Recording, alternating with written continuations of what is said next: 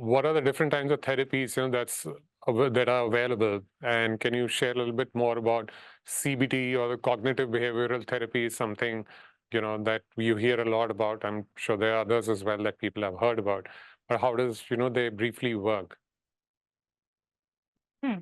So there are many types of therapy like cognitive behavioral therapies and behavioral therapies हो गई, psychoanalytical therapies हो गई.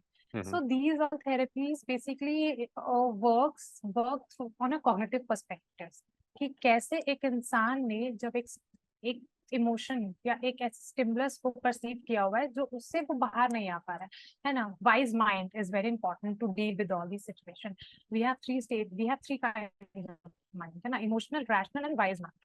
So whenever an individual is going through a distressful event, है ना, तो उसका जो rational mind है start converting these thoughts into irrational thoughts, है ना. The individual will say कि जो मैं सोच रहा हूँ बिल्कुल वैसा ही है, but actually में when we see it through a realistic perspective, it is not happening the way he or she is thinking. So irrational thoughts को rationalize करना is very important.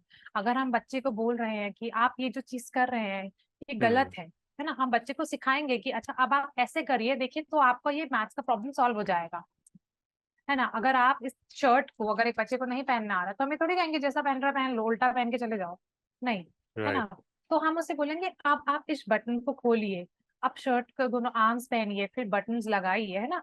तो this is what a therapist will also do in his or her therapy sessions. वो एक एक चीज आपको सिखाएंगे, है ना, कि आप कैसे शर्ट को बटन को खोलें, बटन को लगाना. These are the basic examples. So CBT is basically, CBT जो है वो आपका cognitive and behavioral इन दो एस्पेक्ट्स पे वर्क करता है. How you Okay. rationalize your irrational thoughts first hand, है ना, and then behavioral changes कैसे कर सकते हैं. जैसे फॉर एग्जांपल एंजाइटी डिसऑर्डर्स में we usually do systematic desensitization, है ना.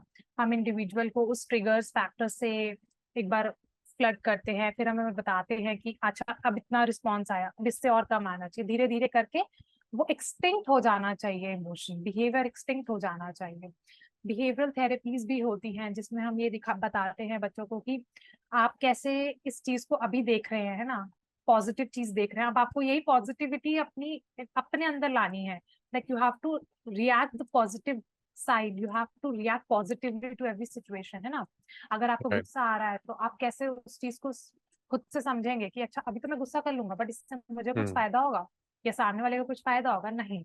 तो हमें ये चीज बहुत अच्छे से हम ये चीजें थेरेपी के दौरान सिखाते हैं कि कैसे आप एक मैल अडेप्टिव बिहेवियर को एक गुड बिहेवियर में कन्वर्ट कर सकते हैं, है ना.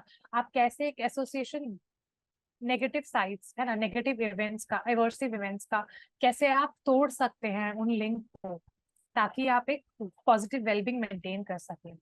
सो Yeah. CBT works on this triangle only कि कॉग्निशन, बिहेवियर एंड इमोशन, कि कैसे आपने कॉग्निशन अच्छा करा, फिर आपने बिहेवियरल सिम्टम्स, आपके बिहेवियर अच्छा हुआ, and then how you are acting on a way जो आपने सीखा. Interesting. And obviously, this will not happen overnight. You have to give it time, like you mentioned, for the therapy to really work. Because today's day and age, people want instant results, but then it doesn't work that way. So everybody needs to understand that as well. But it does work, definitely.